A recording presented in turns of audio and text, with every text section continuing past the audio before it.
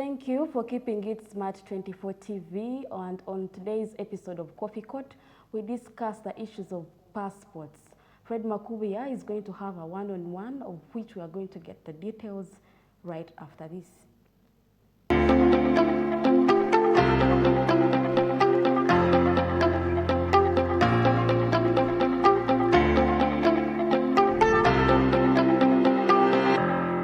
The Coffee Court continues. My name is Fred Makubia, and this is where we ask the hard questions, but most importantly, questions that matter. This time round, we speak on matters regarding passport in Uganda. Who qualifies?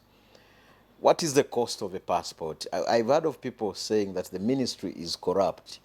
Of course, that and more. To answer those questions, I speak to the Public and Corporates Manager when it comes to Ministry of Internal Affairs, Mr. Simon Peter Mundei. It's a pleasure and thank you for joining us, Mr. Simon. Thank you very much, Fred, for having me here on the Coffee Court.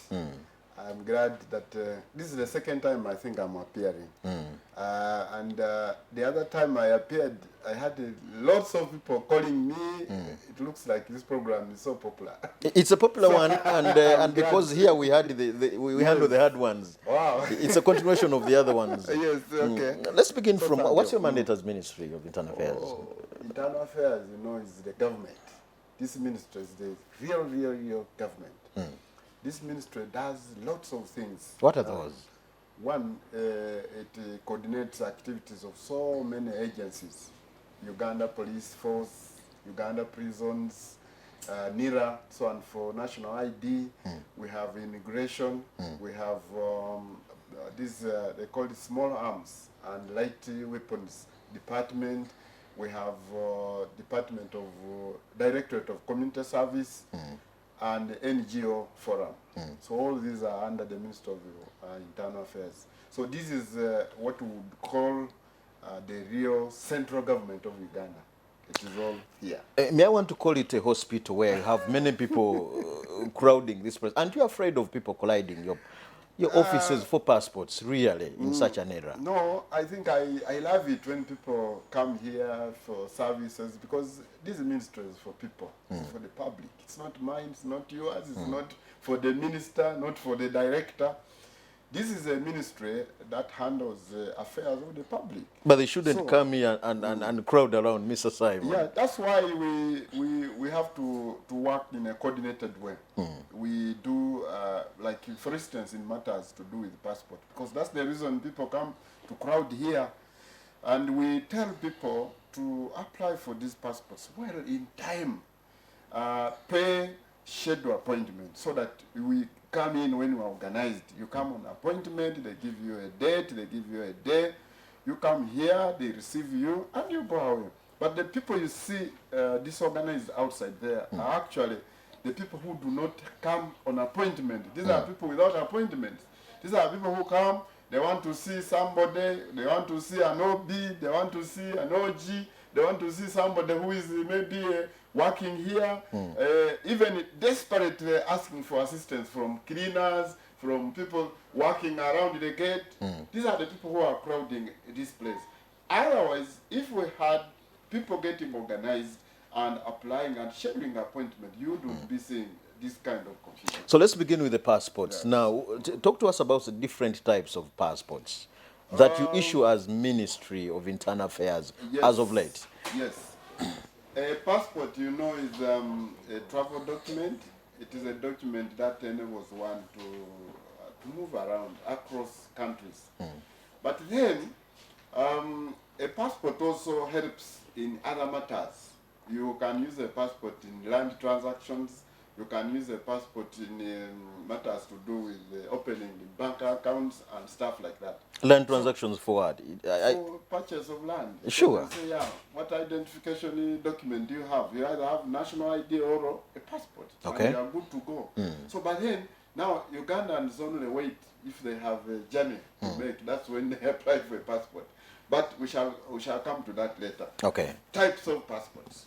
We have different, actually about 5 types of passports. What are these? The first one is what we refer to as ordinary passport. I have a copy here. This is the new one. We're talking about the electronic passport. This is the ordinary passport. This is the type of passport that is acquired by Omuntu Wawansi, all Ugandans, ordinary Ugandan. So long as the only qualification for this one is to be a citizen of Uganda. You only need the national ID. You come through and apply for this one, and it costs 250,000. So all Ugandans. Isn't that a lot of money? Given the current circumstances, I really, it seems to be a lot of money. When we were negotiating the cost of these passports, when we were starting, that was way back 2018. There was a lot of consideration about Ugandans and the cost of living. To the extent that you see the vendors, people who are making these passports here, the company making these passports in Uganda is the same one doing them in Zimbabwe and also Kenya. But what surprises us is that we managed to corner them, and our passport is the cheapest in the region. So this is 200,000 on record? 250,000, and it is the cheapest in the region. Ordinary? Yes, ordinary. So Okay. this one. Now, we have a second type of passport. We have this green one. It is known as service passport. Okay. This type of passport is held by senior government officials Okay. who head the departments like commissioners. People of your category. We thank God for that. Because for us, we are ordinary. Then we have members of parliament, of course. Then we have members of commissions, permanent commissions. Say Electoral Commission, Amnesty Commission, Human Rights Commission. The members, not chairpersons. Okay. They hold this type of passport. Now, this type of passport costs about 400,000 shillings. Okay. It's a little higher than this one because we have a belief that those people have some bit of money. These are extraordinary. Yes, compared to this one. Okay. Yeah. Then the third one is this red one. Now this one is a super. This one is super in a way that for you to hold it, you must be a president. You must be a cabinet minister. You must be ambassador, and their children below the age of 18. Even their children. Yes, The children. living with them outside. Okay. At the embassy. Not those who are staying in the country. Okay. Living in those foreign countries. By the way, even if you are a sweeper at the embassy, you get this type of passport. Even if you are a cleaner. That's a contradiction. A sweeper should have gone for the first one at Because you are 250,000. regarded as a diplomat. Even if you go to Canada, for instance, and you are Ugandan, and your work is to boil tea for the officers, you're a diplomat. You hold this one. Okay. Then the cultural heads, recognized ones, Kawakas, Chavazinga, and stuff like that. All of these get these permanent secretaries, judges of high courts, all get this type of passport. Now, this type of passport goes for 500,000. 500,000, and you can see that it is the most expensive of all these. But when you compare, it's really, this is still low. Yeah. An ordinary pays 250. 250. A judge is paying 500. That's very little money. Little, because also I don't think a judge has lots of money to spend on a passport. You see, the more money you get, the more problems you have and responsibilities. So I think 500 is a fair deal. Okay. Yeah. Then we have others now. We have this one. This is a new certificate of identity. How new is it? It is new in that we have been having a certificate of identity, which is like a temporary passport, but we have been having it just like Manila paper. Not Manila, actually, like this typesetting paper. So we recently sat down and improved on it. So we made this one with security features, and it costs 50,000. Now, this type of passport is for people who are in emergency situations. You want to move very fast. You are at the embassy, you want to return home, and quickly maybe you have misplaced your passport. You head to the embassy and get this one. Okay. Apply for it. All you have to do is pay 50,000, provide a photograph and your details, maybe national ID, then they will put in your biometrics, and then you'll be able to get this. Expiry, does it expire? After 1 year. After- It is a 12-month passport. Okay. This one. Yes. That's good of the ministry. It takes you in East Africa and COMESA member countries. Common market for East and Yeah, Southern exactly. Africa. These are Zimbabwe, Zambia, stuff like that. Okay. Then we have this one is for refugees. This passport, this type of passport, we call it conventional travel document, CTD. This type of passport is for refugees who are registered and living in Uganda. So once you come here and you're a refugee, of course you hand over your passport you come with. Say you are running away from persecution in a country X. When you arrive here, you take your passport to office of Prime Minister, you are registered. And this is how much? This one is 200,000. To a refugee who has no money. Refugees that incidentally... You want to say they have money? But they are being catered for by UNHCR. Okay. Some bits of money. Because for them, they don't have money, but there's an organization that actually pays for them, UNHCR. For once you are registered, I think you are catered for. Okay, so this is 200,000. 200,000, yes. Okay. It's little money. Little, yeah. Sure. So, yeah, these are the types of passports. Now, there's another one. I don't have a copy here. This one is very temporary. It is called the Temporary Movement Permit, TMP. This one is issued to Ugandans who are traveling to countries sharing a border with Uganda. You're talking about Kenya. Kenya, Sudan, Rwanda, Tanzania. So why would I need if Kenya is a member of the East African community? Yes. Tanzania. Why would I really need all this? No, of course we try to make it convenient in all ways. For you to go to Kenya, you just need, by the way, a national ID. Now, if you don't have a national ID, then you can apply for that TMP. It lasts 3 months. Of course, we have communities at the border points that engaged in the simple businesses across border. Somebody has a garden. You see, we have people in Lwakaka living in Uganda, but early in the morning they cross to go and till the land the other side and then come back. So those ones don't need to use a passport. That's why facilities like a TMP come in handy. TMP and sometimes if they have national ID, they could easily cross with national ID. So we want to make it, we have tried to make it so convenient and easy, especially for communities living along borders. Thank you. You've made the environment very easy, Mr. Simon. Now the issue goes back to the blog. You've heard of people say that maybe you were corrupt ministry. You've heard of people say there are people who get money about 400 and 500,000. I don't know if you are aware of this as a ministry.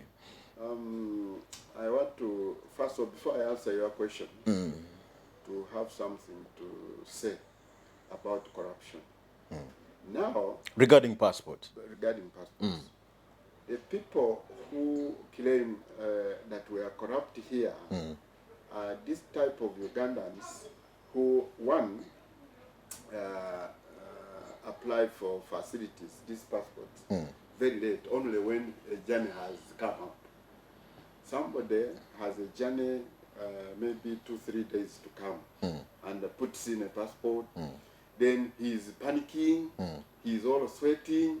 So now when he approaches the ministry, of course we don't have those tendencies of trying to shortcut this and that.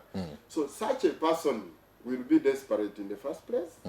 And when he is desperate, he will look for all means of trying to acquire this passport very fast. These are the people now who approach brokers. And brokers are the ones who fleece them of their money. I am aware of people who have been fleeced by brokers. You are aware? I'm aware, yes. Even recently, there was a government official, senior government official from one of the ministries who came here, and because he wanted a quick passport, he had not even applied, but he had his 2 million shillings. So when he came outside the ministry, he approached somebody. Of course, they saw his demeanor. His So language. if that happens to a minister, somebody of a his caliber. body language was showing that he was panicking. He wanted some quick service. These guys have lots of psychology in their heads. So they knew, they approached him. Yes, he said, indeed, I want a quick passport. Then they put him aside. They offloaded him of 2 million shillings. You even Yes, call it offloading, of course, really. because he had it. It was a load on him, and he was willing to. So are brokers part of the ministry? Oh, they're doing Not at the... all. We do not have actually a single broker inside this ministry. But these are people operating outside the ministry. These are people on Kampala Road, people on the Winton Road, people on Luzira, that road going to Luzira. Port Now, Bell. we don't have control over these people. No, but you are Minister of Internal Affairs, Mr. Yes, Simon. yes. And whatever we are discussing Yes. are matters within. I want to think you have the capacity, the ability to deal with all the... Because these are the issues that cause damage to the image of the ministry. It is like you saying now, as the government of Uganda, do we encourage people to steal? Do No, we you encourage don't. thieves? No, you don't. But are thieves not there in Uganda? They exist. so these are What are you saying anyway, Mr. What Simon? I'm saying is, well, these brokers, we have tried to arrest them. Even the recent time, we arrested 15 of them. They are in court. But now they are not within the ministry premises where we have control. These are people on Kampala Road. You not go to Kampala Road, you find man very smart dressed like you, and then you say, I'm arresting you. And also, these cases of corruption are between the parties that agree. Somebody is having 2 million, is looking for a broker. I really don't have control over such a person. I want you to tell me that somebody dressed like me with a name tag in the ministry has asked for a bribe. So what is the right procedure of me getting a passport? The right procedure is you go online, www.passports.go.ug. Once you reach there, the page will open. And that page it asks you for a simple basic questions. Your name, just biometrics and details. Do I pay to your account as Simon Monday? After you have put in your details, system gives you payment reference number. This is PRN generated by our system, but from URA. So you go to pay in the bank. You can pay using mobile money. Why don't I pay to your account? Because it is not allowed. This money is not collected by me. This money is collected by Uganda Revenue Authority. We even don't see money here. Sure. For us, we just deal with documents and papers. We see on our computers and process. We don't see the money. Okay. Yes. There are people stranded out there. What plans do you have as ministry to help Stranded those where? people who sometimes get stranded outside the borders of Uganda, in overseas? So what plans do you have for them as a ministry? The government of Uganda is a very sensitive one, and it cares for its people. It cares for its people. That is why we are now embarking on opening for passport centers outside Uganda. We have opened one in Washington, so we have solved the problem in the US. We have opened in London for that group of people living there, Abu Dhabi, Pretoria, recently in Canada. We are going to Denmark. We shall go to Beijing, China. Now, this is just to show you that we are caring about those Ugandans. Now, there are countries where our presence is not yet registered, like Russia and others, so many. So what we do, we encourage our people to go online, apply for passports. After they apply online, they download those papers, they pay using Visa card. After you pay, you put your papers plus photographs in an envelope and you courier them to Kampala and work on these passports. I think that's a good achievement. Are there any missing link that you think needs to be addressed in relation to the subject matter? Yes, we ought to have acquired what we refer to as mobile enrollment kits. And what has prevented it not Now, of course, one is the budget, and two, we were disorganized by COVID that time, 2020. We are post-COVID now. Now, that's why we are now, but we have not completely abandoned that idea of acquiring mobile enrollment kits.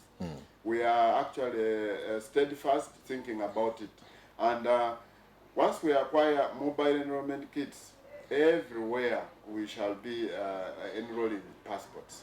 But as of now, people who are living in those countries I've mentioned, where our presence is registered, can go to those embassies and finish passport matters without having to board a plane to come to Uganda.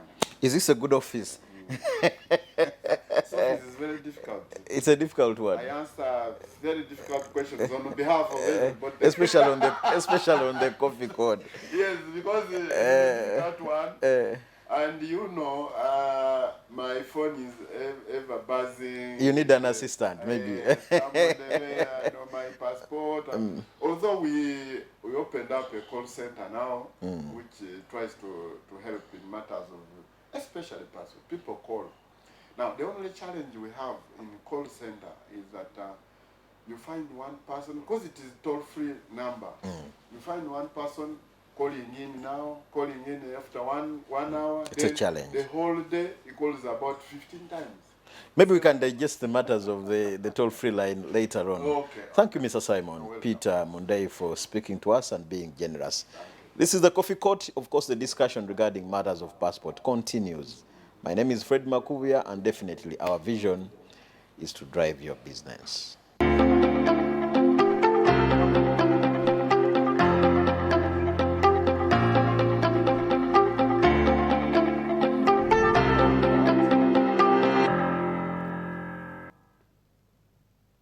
Such great insights there with Fred Makubia together with Simon Mundai from the Ministry of Internal Affairs. This is all we had for you on Business Today. Be sure to watch us next time. My name is Rona Nahabwe, and Winnie Wiyinza Nakawuchi on the sign language. It's good evening.